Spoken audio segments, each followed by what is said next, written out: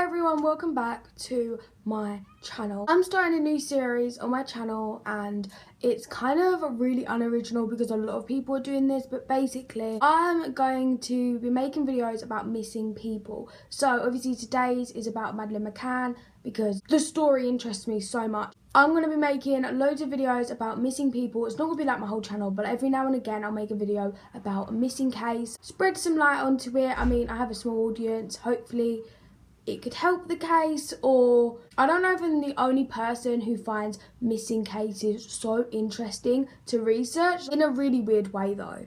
Like, I just find it interesting and so scary how someone can just literally disappear and never be seen again. But today I'm going to be talking about Madeleine McCann because Madeleine McCann's case is something that has been freaking me out for years. Like, I literally remember being about 10 and watching YouTube videos about how she disappeared, and it would scare me so much. You all probably know who Madeleine McCann is, but there are a lot of things that just don't add up about her kidnapping, right? Give this video a thumbs up and don't forget to subscribe if you're new here and follow my social medias, and we're just gonna get started. So, Madeleine McCann was born on the 12th of May 2003, which means she would be in the same year at school as me. She was born in Leicester in England, and basically when she was 3 years old she went on holiday to Praia de Luz, which is in Portugal, and while her parents, who are Kate and Jerry McCann, went out eating and drinking with their friends, she was left alone in the apartment in a little complex thing, alone with herself and her twin siblings, which were younger than her. She has now, while I'm filming this, been missing for 9 years, 11 months and 4 days, which is nearly 10 years, and I swear that's when you're legally dead, when it's 10 years. I'm not too sure. I just don't understand why her parents would leave her. I know every parent makes mistakes, every parent does things that they regret, but I don't understand why you'd go on holiday with your kids and not bring them to a meal. Like, if you'd got a babysitter, that'd be understandable, but why can you get a babysitter? And it's not like they don't have money. Both of Madeleine's parents have a lot of money. They're doctors and stuff, like they have a lot of money. The night before Madeleine went missing, she was crying, and in the morning of her disappearance she said to her mum, "Where was you last night, Mum? I was crying." And Madeleine was 55 metres away from her mum. So if anything had happened, she's 3 years old. She couldn't exactly know what to do. She couldn't exactly get help easily. There are so many different theories to this story, and I don't want to make up a conclusion because it's not my case. But there are some very, very suspicious things, and I'm not saying that Madeleine's parents did it either. So some things that I don't understand is when Madeleine wasn't found in her room, but the twins were quietly sleeping. Bit weird, right? Her mum, Kate McCann, went, "She's missing, someone's taken her, she's been kidnapped." Like, that was the first thing she said. She didn't look around and think, oh, maybe she just wandered off. She didn't think, oh, maybe, I don't know, like she's hiding, playing hide and seek. Nothing.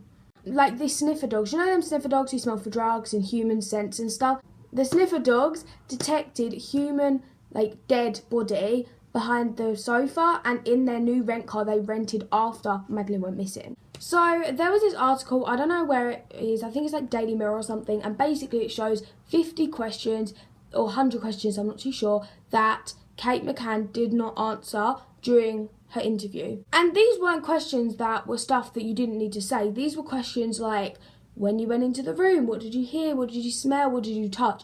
And she wouldn't even answer questions like that, which to me makes her sound quite suspicious, because if your child went missing, you would say every little detail you possibly could to try and get your kid back. I'm going to be talking about the theories in this video because I thought that would be an interesting thing to talk about. So one of the most popular theories is that because Madeleine was crying while Jerry and Kate McCann was out drinking with their friends, they didn't want to deal with a crying baby and stuff, they decided to give her some sleeping drugs and accidentally overdosed her, and that is how she died. So they just got rid of the body, and that body will probably never be found again. Another theory is that someone walked into the apartment, took Madeleine, and weirdly went off with her without being caught or looking dodgy. Another theory is that Madeleine never existed. She wasn't a person, that she never existed, which I don't really believe this one, but it is a theory that the photos are all photoshopped, because it is a bit strange how she looks like almost every other child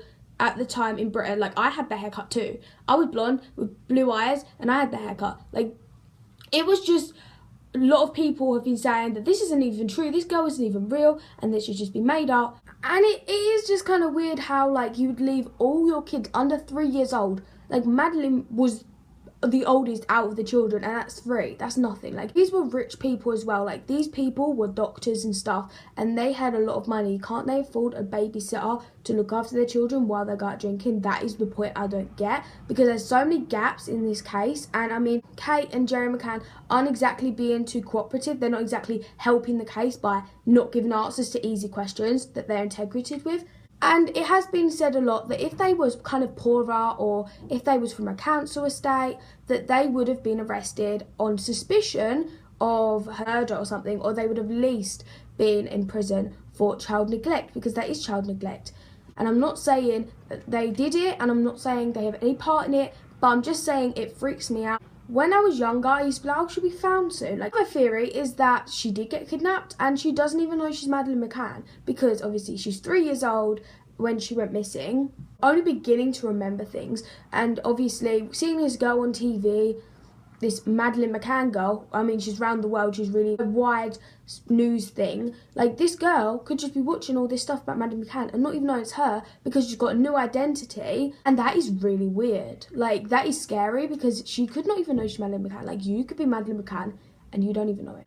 I don't know where I heard this from, but someone told me that someone kidnapped her because they liked her blue eyes and blonde hair, right? I can't speak, so I'm so sorry. And because it was desirable, right? Because, I mean, it's kind of like people like girls with blonde hair and blue eyes. I don't even know. Another theory is that someone kidnapped her because they can't have their own kids, and they just wanted a child, and they're not harming her at all. They just wanted a child, which isn't uncommon. I've heard so many, like, things to do with babies being kidnapped at the hospital. Random women come in because they can't have kids and steal the children because they want their own child. Not because they want to harm the child, but because they literally just want a child. That is a really big possibility, because, I mean, she was a beautiful child. I mean, you know.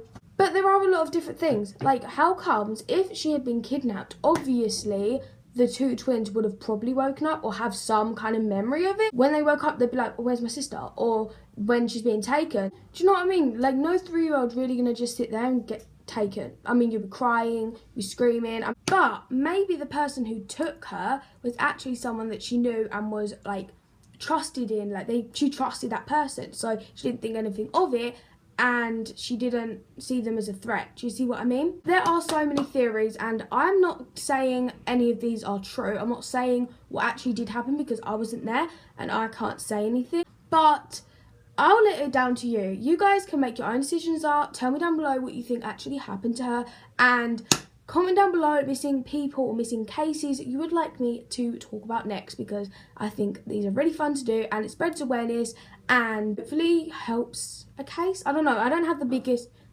audience ever, but I have an audience, and I feel like if I have an audience, I need to spread words on things and spread awareness of cases. So not all of my cases will be as popular as this one. I just want to start off with a really popular case, and then soon I'll be doing kind of less popular cases. So thank you for watching. I love you all. I'll see you in my next video.